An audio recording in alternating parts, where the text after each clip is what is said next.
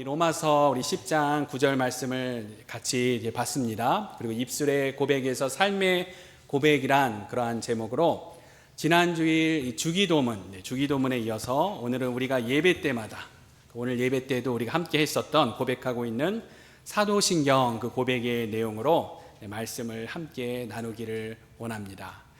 제가 섬기던 이 교회에서 매년마다 사역자 서밋 컨퍼런스라고 해가지고 다음에 사역을 이렇게 준비하는 그런 모임을 합니다. 그래서 오래전에 제가 서기를 맡아서 그때는 이제 모든 사역자들에게 풀타임 사역자들만이 아니라 파트타임 그리고 발렌티어로 섬기시는 이 사역자분들한테도 이제 내년을 준비하는데 건의사항이 있으면 알려달라고 이제 온라인으로 그렇게 건의사항을 보낼 수 있는 링크를 그 이메일로 이렇게 전해드린 적이 있었습니다. 그래서 이제 여러 의견들이 이제 들어왔는데 한 목사님께서 그 중에 보내주신 건의사항이 그 목사님이 쓰셨던 표현이 이제 지금도 기억나는데 뭐라고 적어서 보내주셨냐면요. 달도 차면 기운다고 하는데 우리 교회 예배에는 예배 중에 고백이 없습니다 라고 하시면서 사도신경을 그때 제가 섬기던 교회는 사도신경을 안 하고 있었는데요. 사도신경을 예배 중에 해야 합니다. 이렇게 의견을 내주신 목사님이 계셨습니다. 그래서 달도 차면 기운다. 교회가 막 부흥하고 잘 되고 있더라도 예배의 중요한 본질인 고백. 그렇기 때문에 사도신경이 꼭 있어야 한다라는 그런 건의사항이었던 거죠. 그런데 오늘의 교회 예배 스타일이 그렇다고 고백이 없는 것이 아닙니다. 예배 중에 사도신경 그 고백은 빠져 있지만 예배 중에 드리는 찬양과 기도, 대표 기도 그런 내용들 가운데 그런 고백이 다 들어있다는 것이죠. 그래서 그때는 그냥 의견으로만 참고했었는데 그 뒤에 이제 사도신경을 예배 중에 하기 시작해서 지금도 사도신경을 하고는 있습니다. 근데 이런 사도신경을 예배 중에 꼭 해야 한다, 아니다, 이것은 정해진 룰이 있는 것은 아니죠. 그래서 주기도문은 우리 예수님께서 직접 가르쳐 주신 말씀이고 또 성경에 직접적으로 나오는 것이지만 그렇지 않은 이 사도신경을 꼭 예배 중에 해야 되고 그것도 암송까지 해야 되냐 이렇게 이야기하는 분들도 계십니다. 그런데 이 사도신경의 그 기원은요 초대교회로 거슬러 올라갑니다. 그래서 당시 우리 크리스찬들이 자신의 믿음을 고백하기 위해 사용했던 신앙 고백문이 바로 그 시작이었습니다. 그래서 우리 예수님으로 인해 귀한 복음의 메시지, 그 복음의 귀한 진리가 주어졌는데 그런데 사탄은 초대교회 시대 때부터 그 진리에 계속해서 가라지를 뿌리려고 하는 거죠.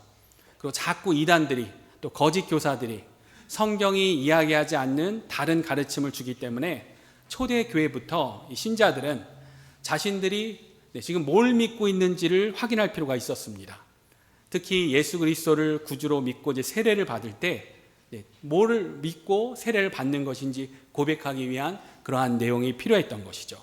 근데 이것이 바로 우리가 예배 때마다 하고 있는 사도신경 그 내용의 처음 시작이었던 겁니다.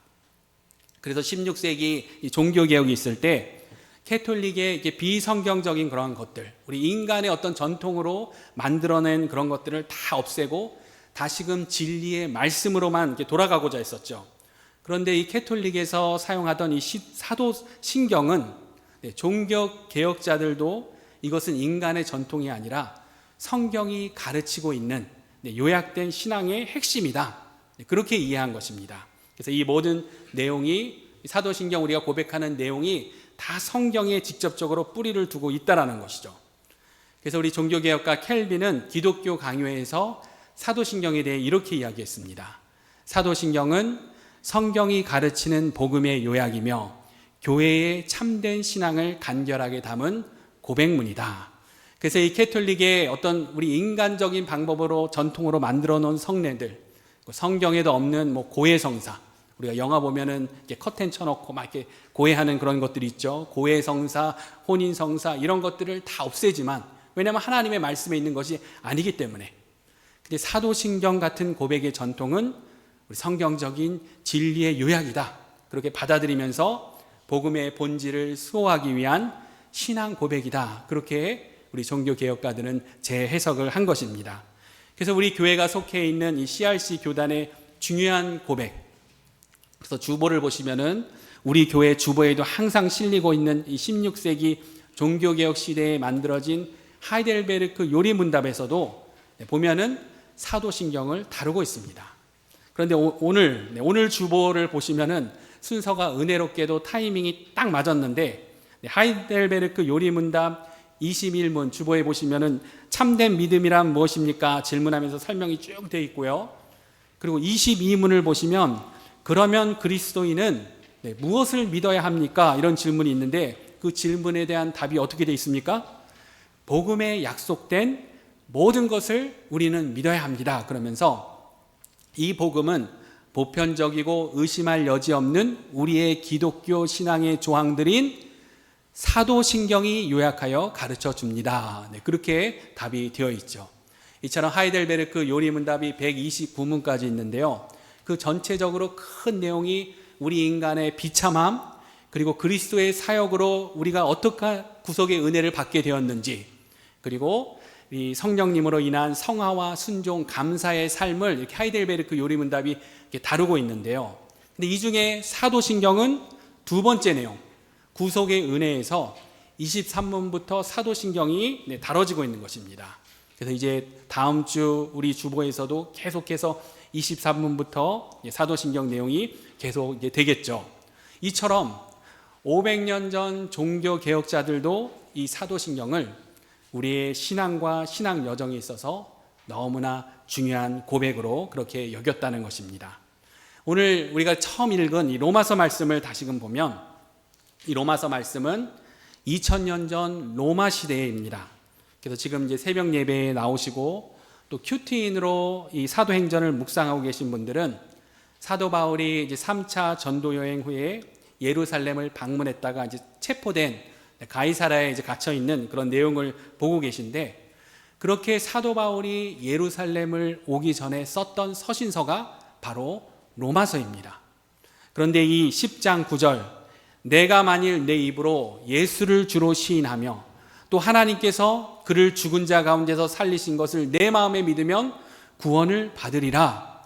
우리가 잘 아는 말씀이지만 내 입으로 예수를 주로 시인한다는 것, 이것은 로마 시대의 황제를 주로 그렇게 부르던 시대, 그리고 곳곳에 황제의 신전터가 있고 황제에게 제사하고 예배드리던 그러한 시대, 그리고 사도 바울 시대에 그 사용되던 동전에도 그 동전에 보면 황제가 로드, 주로 그렇게 새겨져 있는, 신격화되어져 있는 그러한 시대. 그런데 이때 입으로 예수를 주로 시인한다는 것은 단순한 신앙 고백이 아니었다는 것이죠. 정치적인 그러한 선언이 될 수 있는 그러한 시대. 입으로 시인하는 것은 단순한 입술의 말이 아니라 그리스도를 나의 주인으로 모시고 따르겠다는 그런 결단의 표현일 뿐만 아니라 자신의 생명과 목숨을 걸고 신앙을 걸고 하는 그러한 믿음의 고백이었다는 것입니다. 그리고 로마서 우리 10장 또 9절은 입술의 고백과 함께 마음에 믿는 것을 이야기하죠. 내 마음에 믿으면 구원을 받으리라, 이렇게 이야기하는데, 마음에 믿는다는 것은요, 어떤 감정이 아니라 우리의 생각, 의지, 우리 신념의 중심을 말하는 것입니다. 전인적인 신뢰의 고백을 뜻하는 것이죠. 우리 하나님께서 예수님을 죽은 자 가운데서 살리셨고 그 부활을 통해 예수님이 참된 주이심을 진정으로 믿는 그런 신앙으로 살아간다면 이 구원의 이야기가 먼 미래 이야기가 아니라 구원받은 자의 삶을 지금부터 누리며 그 능력으로 살아가야 한다는 것입니다. 그런 의미에서 우리가 매주 예배마다 또 매 새벽 기도회마다 하고 있는 이 사도신경은 그냥 형식적인 암송이 아니라 우리 믿음의 선배들이, 종교 개혁자들이 소중했던 것처럼 우리 입술의 고백에서 또 삶의 고백으로 우리 삶의 능력이 되어야 하는 것입니다. 그래서 오늘 이 시간 우리가 사도신경으로 어떠한 지금 믿음을 고백하고 있는지를 다시금 알고 다시금 생각해 봐야 하는 것이죠. 우리가 매일 예배 때마다 하는 이 사도신경, 우리가 지금 어떠한 고백을 드리고 있는 것입니까? 우리는 이 사도신경으로요, 성부 하나님, 성자 예수님, 성령 하나님, 이 삼위일체 하나님이 우리의 주인이심을, 능력 되신 하나님이심을 우리는 고백하고 있는 것입니다. 그래서 우리 하이델베르크 요리문답에서도 사도신경을 그렇게 이해하고 있습니다. 제가 24문을 읽어드리면 이런 질문입니다. 이 믿음의 조항, 그러니까 사도신경이죠. 사도신경은 어떻게 구분되어 있습니까? 하면서 그 답이요, 다음과 같이 세 부분으로 구분되어 있습니다. 성부 하나님과 우리의 창조, 성자 하나님과 우리의 구원, 성령 하나님과 우리의 성화. 그렇다고 한다면 이 사도신경, 우리 하나님 삼위일체 하나님에 대한 우리 입술의 고백이, 우리가 매번 고백하는데 그 고백이 우리 삶의 구원의 능력이 되어야 하는 것입니다. 그렇게 우리가 제일 먼저 붙들 그 진리는, 우리 성부 하나님은 모든 것을 다스리시며 지금도 우리를 돌보십니다. 아멘. 네, 우리 사도신경의 우리 첫 구절, 우리 다 외우시지만 우리 함께 같이 읽어볼까요? 이 자막으로도 띄워주시고요. 우리 사도신경의 첫 구절 함께 읽습니다. 전능하사 천지를 만드신 하나님 아버지를 내가 믿사오며. 아멘. 창조주 하나님에 대한 고백, 초대교회부터 우리 신앙의 가장 기초적인 기본되는 그러한 고백이었습니다. 우리는 우리 하나님이 전능하신 하나님, 천지를 만드신 창조주 하나님이심을 믿고 고백합니다. 우리는 이거를 지극히 당연한 신앙으로 고백하는데, 사실은 이 세상은 로마 시대의 그 동전처럼, 세상은 황제가 신이라고 말하는 것처럼 세상의 가르침과는 반대되는 그러한 고백을 우리는 하고 있는 것이죠. 이 세상은 이 모든 우주가 우연히 시작되었다고 합니다. 이 모든 자연이 우연히 질서 가운데 유지된다고 합니다.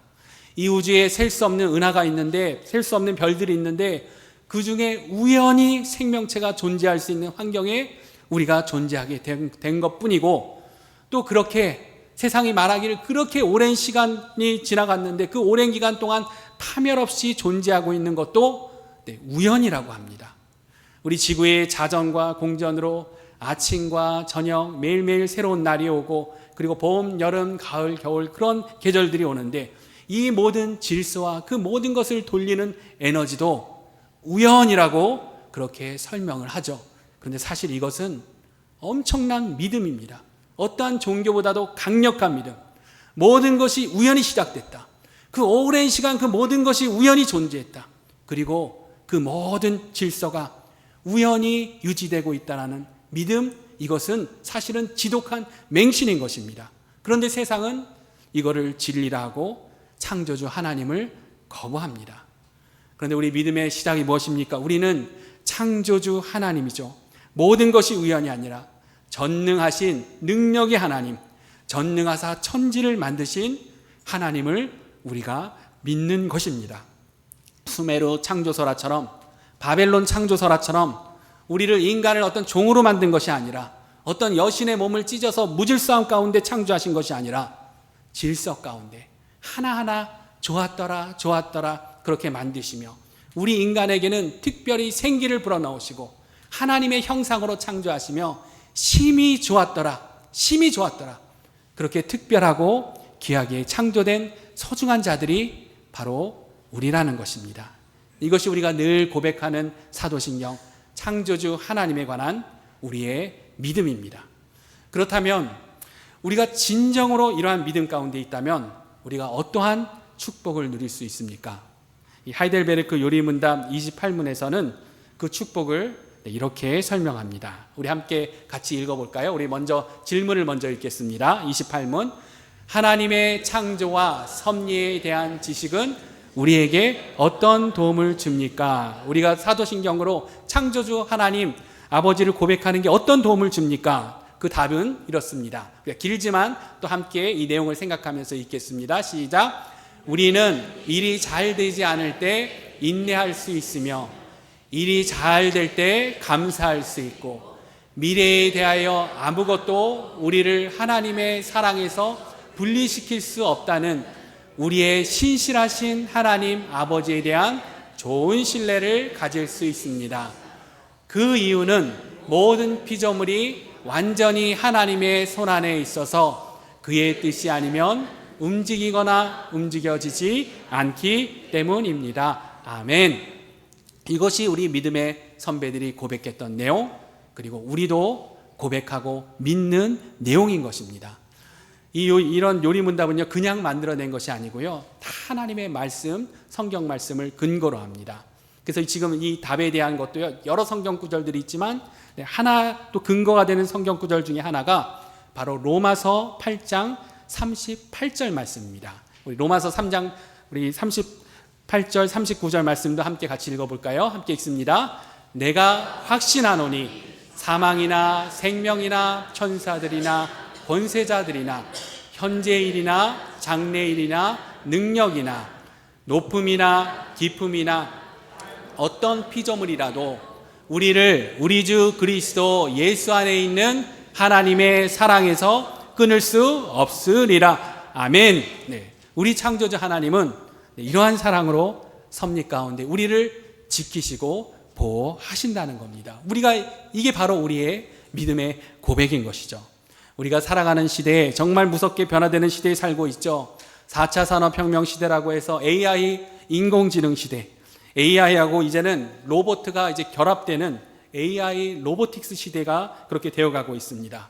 그래서 이 4차 산업혁명 시대, 과학기술이 이렇게 막 발전하다가 어떤 시기가 도달하면 정말 폭발적으로 이 과학이 막 발전하는 특이점이 오는 시대가 온다, 그렇게 이야기했었는데 바로 지금이 거의 그런 단계에 도달한 시대이죠. 그런데 이런 때 어떻습니까? 사람들은 더욱더 창조주 하나님을 거부하고 과학기술을 맹신하고 철저한 유물론 인본주의로 가는 그러한 시대이죠. 그런데 이 세상을 보면요, 그러면서도 사람들은 아이러니하게도 다른 어떤 영적인 것들에는 관심을 갖습니다. 창조주 하나님, 이 진리는 거부하면서 접신하고 무당, 어떤 점 보는 것, 귀신 이야기, 이런 것들에 대해서는요, 미디어도 보면 너무나 관대하고 사람들에게 오히려 막 장려하는 그러한 시대이죠. 철저한 유물론자 지식인들도 창조주 하나님은 거부하면서 보면은 명상을 합니다. 명상을 통해 어떤 내적인 만족을 얻고자 합니다. 창조주 하나님을 거부하는 그러한 악한 시대인 것이죠. 그런데 이러한 때일수록 창조주 하나님을 고백하는 그 믿음을 갖고 있는 우리야말로 우리에게 주신 축복을 더욱 누리는 자들이 되어야 합니다. 우리는 날마다 창조주 하나님을 묵상하며 우리의 어려움 가운데 인내하고, 일이 잘 될 때는 겸손하고 감사하고, 미래의 불확실함 앞에서도 평안함과 소망을 누릴 수 있는 자들이 바로 우리들인 것입니다. 왜냐하면 우리는 전능하사 천지를 만드신 하나님의 그 진리를 알고 있는, 그 진리를 믿는 하나님의 자녀들이기 때문입니다. 그런 축복을 더욱 누리시는 저와 여러분들 되기를 원합니다. 두 번째로 우리가 붙들 진리는 성자 예수님에 관한 것이죠. 성자 예수님은 우리의 구원과 참 위로자 되신다는 그런 고백입니다. 우리 사도신경의 우리 그 다음 부분 우리 함께 같이 읽도록 하겠습니다.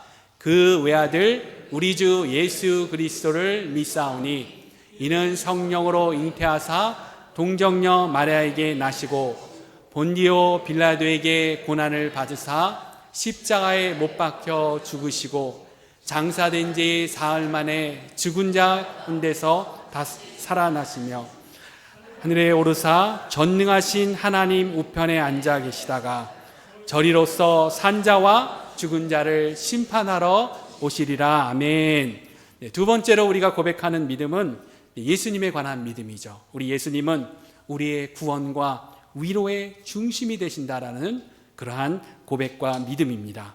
그런데 이러한 고백과 이런 믿음에 앞서서 더 기본적인 우리의 믿음은, 우리 예수님은 그냥 어떤 성인, 존경받는 그런 분 정도가 아니라 하나님의 아들, 성자 하나님이시라는 그러한 고백을 우리가 지금 드리고 있는 것이죠.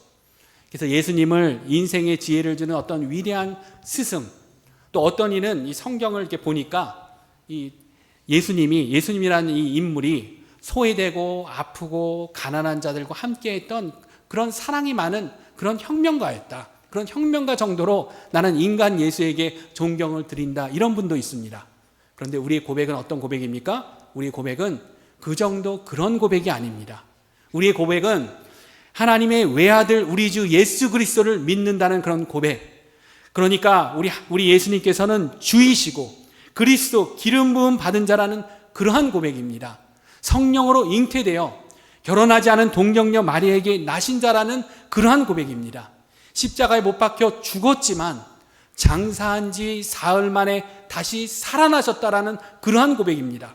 그리고 지금도 전능하신 하나님 우편에 앉아 계신 그러한 성자 하나님, 이제 곧 미래의 산자와 죽은 자를 심판하러 오실 그러한 성자 하나님, 우리의 고백은 결코 인간 예수, 위대한 스승, 사랑의 혁명가 이 정도에 관한 그런 고백이 아닌 것이죠.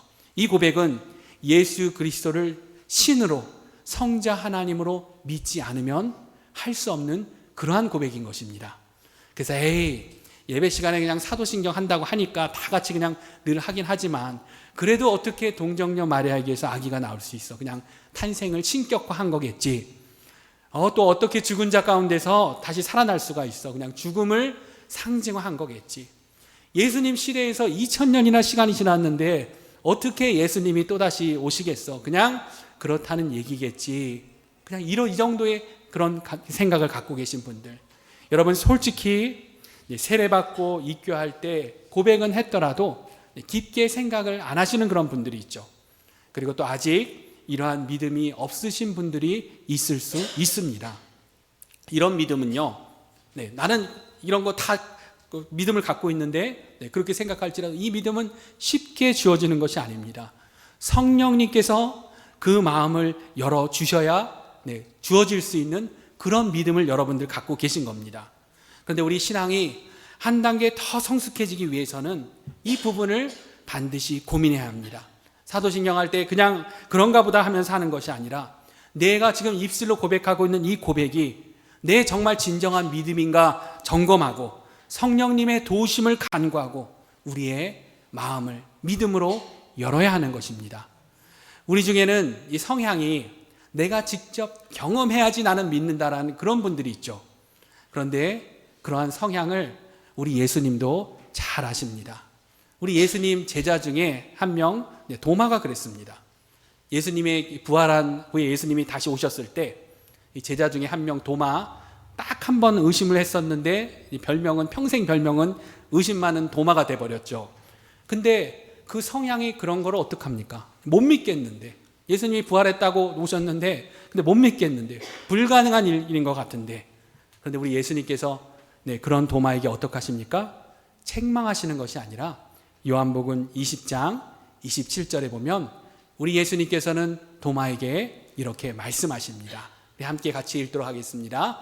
도마에게 이르시되 내 손가락을 이리 내밀어 내 손을 보고 내 손을 내밀어 내 옆구리에 넣어보라. 그리하여 믿음 없는 자가 되지 말고 믿는 자가 되라. 아멘. 직접 경험하게 하시는 거죠. 그래서 도저히 믿음이 생기지 않는 분들, 하나님께 믿음을 달라고 간구하십시오. 성령님께 간구하십시오. 이왕 하나님을 믿기로 한 것, 이렇게 신앙생활하고 있는 것, 그 고백과 믿음을 하나님에게 분명히 하시기를 원합니다.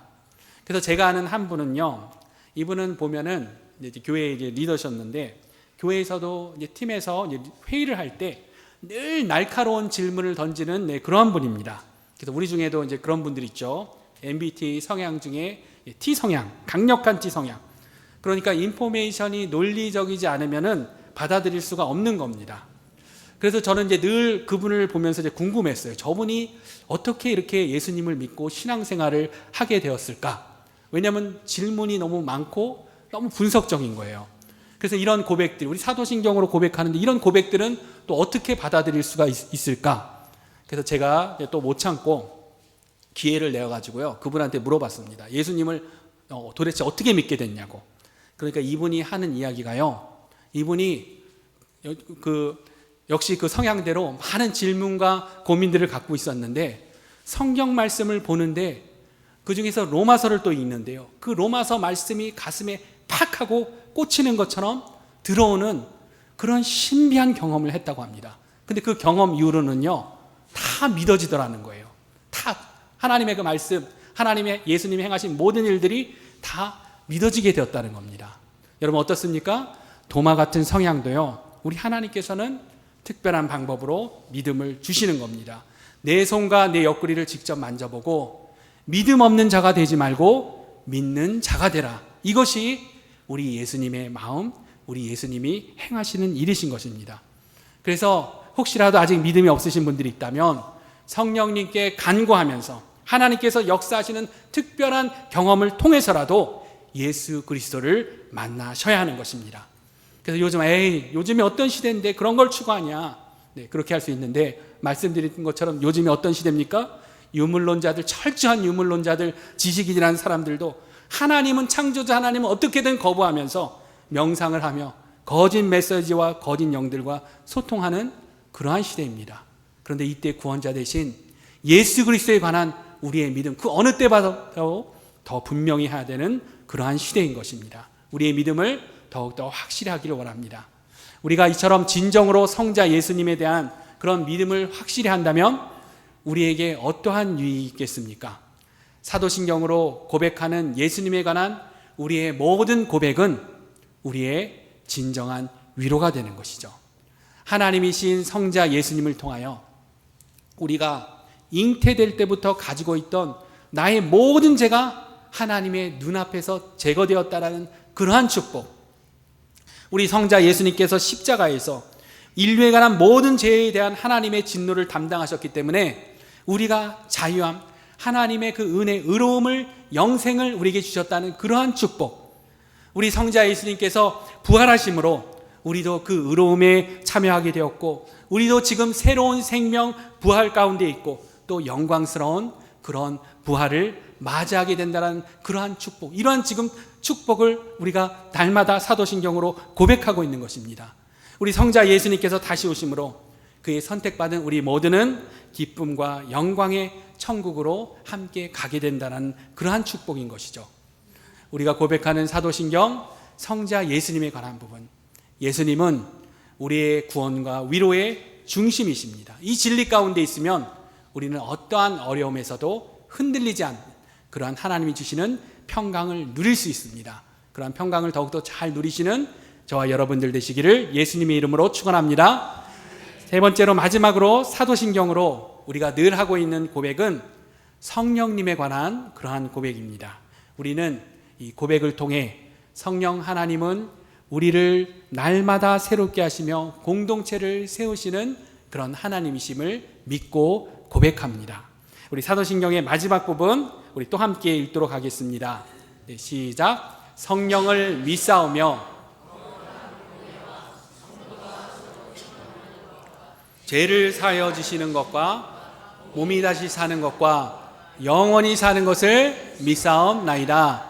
아멘. 우리는 이렇게 매주일 또 새벽 기도에서 매일 사도신경 성령에 관한 내용도 우리 입술로 고백하고 있습니다. 근데 우리는요, 성령의 능력하면은 어떤 초자연적인 현상, 이런 것들을 먼저 우리는 막 떠올리게 되죠.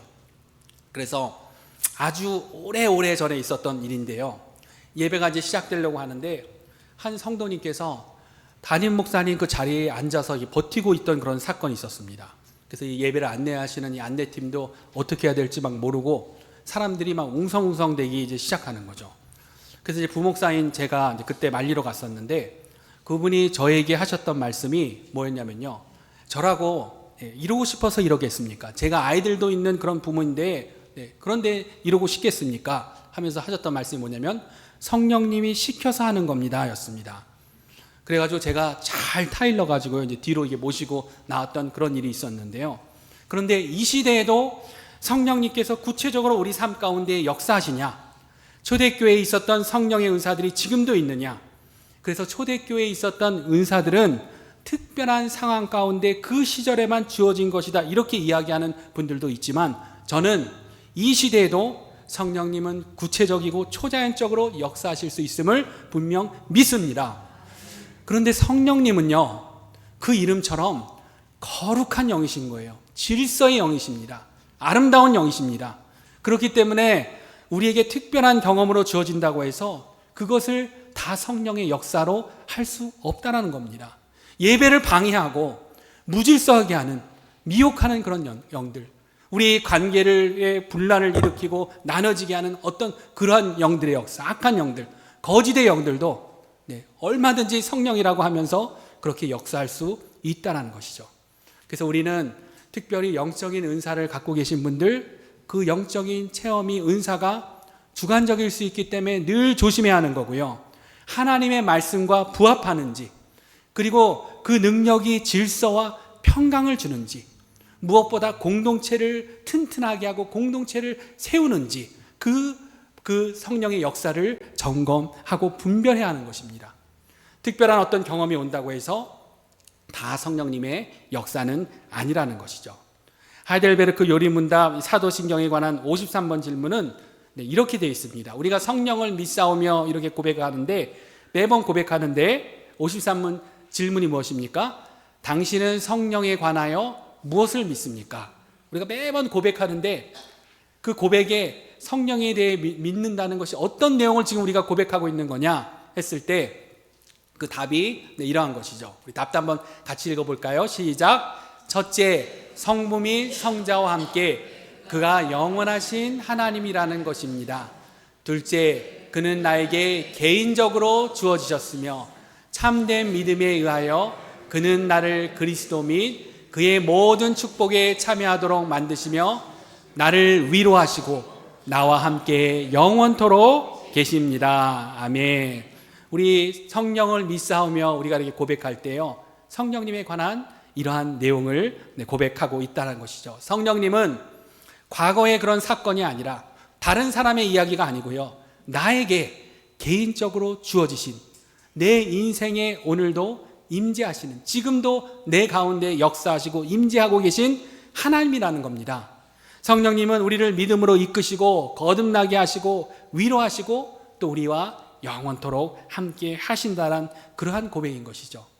그렇기 때문에 신앙은요, 한때 감정이 아니고요, 성령님께서 매일매일 새롭게 하시는 그런 은혜의 여정이 되어야 하는 것입니다.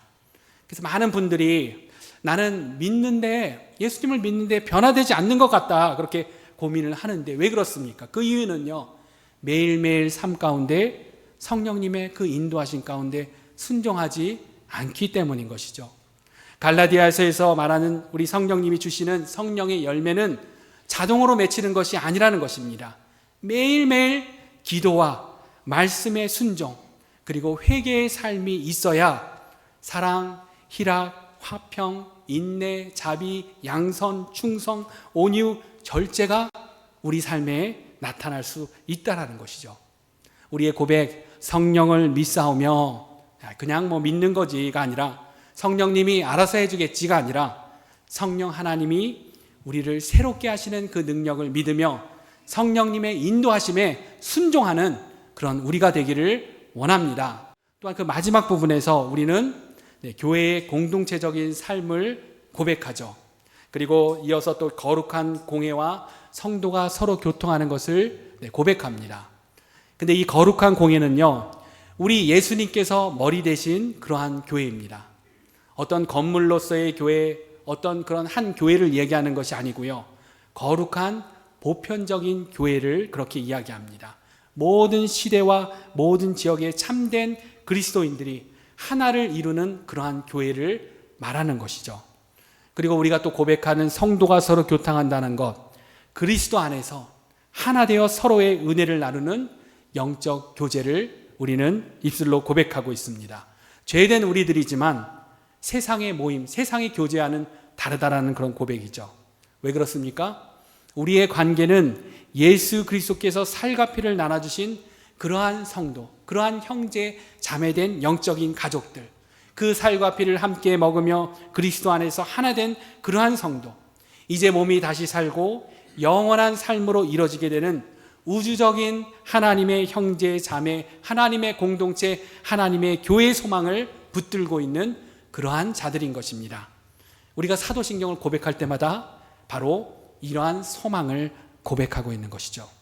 그렇다고 한다면 우리가 성령 충만한 상태인지 아닌지 알아보는 방법, 여러 가지 방법들이 있겠지만, 내가 지금 이 신앙, 내 신앙이 성령 충만한 상태인지 아닌지 알아볼 수 있는 방법, 여러 가지 방법이 있겠지만, 우리가 지금 고백하고 있는 사도신경으로, 또 우리를 새롭게 하시는 성령 하나님이 하시는 일로 우리가 성령 충만한지 아닌지를 살펴본다면, 어떤 성령의 막 어떤 은사와 역사로 어떤 특이한 놀라운 일이 일어나야지 성령 충만한 것이 아니고요. 우리가 하나 된 하나님의 공동체를 이루고자 하는 그런 마음이 자꾸만 일어나는지, 내 속에 사랑과 또 중보기도, 나눔과 위로와 섬김으로 자꾸만 나아가고자 하게 되는지, 이것을 살펴보면 내가 지금 성령 충만한 상태인지 아닌지를 알 수 있는 것이죠. 나는 워낙 성격이 샤이해가지고 소극적이고 MBTI I 성향이어가지고 난 그런 거를 잘 못한다. 아니죠. 그런 성격이라도 성령님이 역사하시고 성령이 충만하면 그 성격 나름대로 하나님의 공동체를 끊임없이 사모하게 되는 겁니다. 우리 내면을 잘 살펴보면요, 우리의 이 영혼을 살펴보면요, 우리의 불순종으로 빼앗긴 그 에덴 동산, 그 시온성과 같은 하나님의 완전한 공동체를 우리 모두는 그리워하고 있는 것을 우리는 알 수 있습니다. 이 교회 공동체 안에서 서로를 세우며 용서와 사랑으로 새롭게 하시는 성령님의 능력을 우리는 힘입어야 하는 것입니다. 그리고 우리가 이 고백하는 사도신경의 마지막 부분은, 여러분, 마지막 이 부분이 무엇입니까? 근데 이 아멘도요, 우리 믿음의 선배들이 초대교회부터 계속해서 고백해온 그러한 단어입니다. 우리가 자주 사용하는 그런 단어이죠. 근데 이 아멘이란 이 뜻은요, 단순한 그런 마침표가 아니라 우리 신앙의 결단인 것입니다. 그 뜻은 그대로 이루어질지이다. 그렇기 때문에 우리가 사도신경 할 때마다 마지막에 아멘 하는 것은 그냥 끝났으니까 아멘 하는 게 아니고요, 주님, 제가 이 고백대로, 내가 사도신경으로 드렸던 이 고백대로 살겠습니다라는 약속을 드리고 있는 것입니다. 우리가 사도신경을 암송하고 있는 그런 분들 많지만 그 고백대로 살기는 쉽지가 않죠. 그러나 하나님은 그 고백으로 시작해 그 순종으로 살아가는 그러한 사람을 원하십니다. 입술의 고백만이 아니라 우리 삶의 고백으로 드리는 그러한 자들이 되기를 원하십니다. 우리가 오늘 주시는 이 말씀을 통해 우리는 그렇게 모든 것을 다스리시며 우리를 돌보시는 성부 하나님, 그리고 우리의 구원과 참 위로자 되신 성자 하나님, 그리고 우리를 새롭게 하시고 공동체를 세우시는 성령 하나님의 그 능력을 누리는 그러한 자들이 되기를 원합니다. 이번 한 주도, 그리고 앞으로 우리가 사도신경으로 고백할 때마다 이 고백이 그냥 입술의 고백이 아니라 우리 삶의 고백이 되게 하며 계속적으로 이 주신 능력으로 승리하며 우리에게 주신 영원한 평강을 누리시는 저와 여러분들 되시기를 우리 주 예수님의 이름으로 축원합니다.